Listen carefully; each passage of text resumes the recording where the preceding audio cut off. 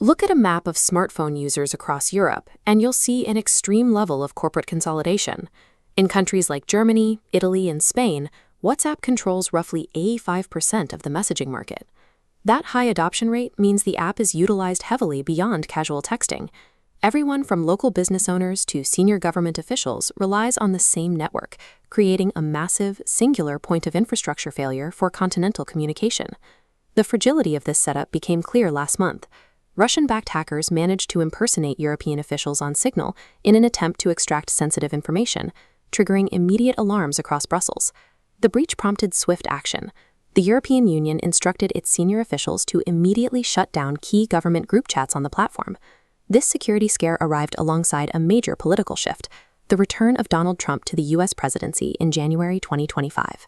His administration's willingness to exercise leverage over U.S. businesses has amplified deep-seated anxieties in Europe.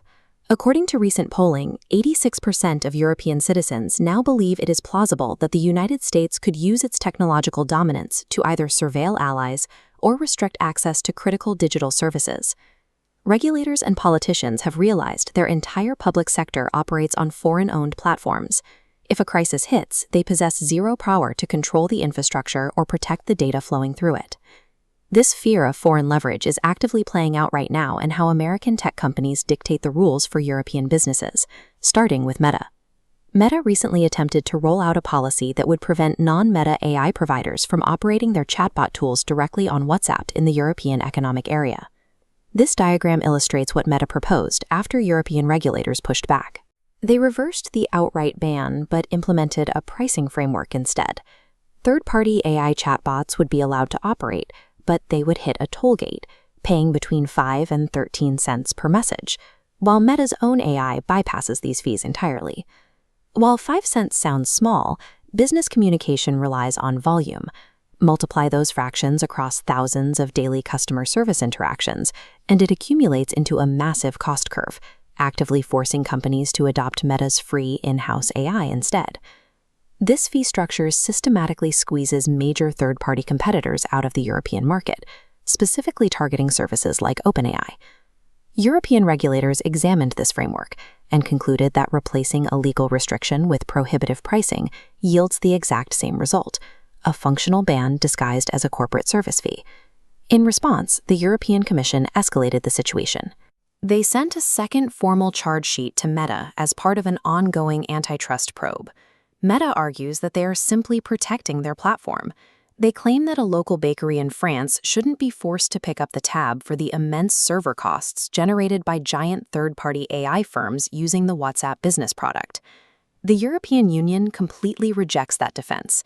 EU antitrust chief Teresa Ribera stated clearly that implementing pricing that mimics a ban appears to be an abuse of Meta's dominant position, severely harming competition for AI assistants.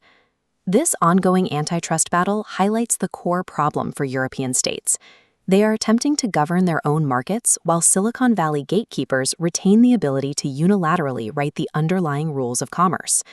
With a single foreign corporation exerting this much control over the communication ecosystem, governments are recognizing that relying purely on legal probes and fines is insufficient.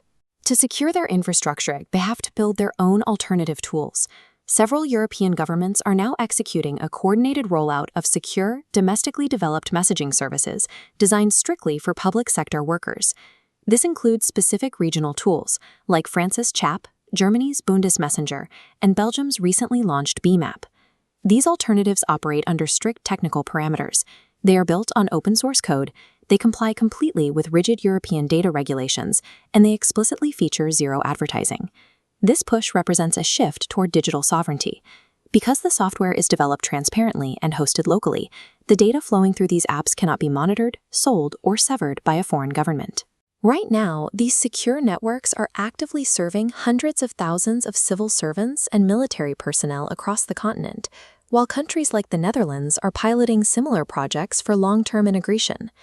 This software pivot points to a broader balkanization of the internet. As geopolitical friction increases between global powers, the unified, borderless platforms we're used to are beginning to fracture into protected regional networks. Driven by fears of corporate monopolies and state-sponsored espionage, Silicon Valley is losing its position as the undisputed landlord of Europe's digital life. National security now requires governments to act as their own software developers.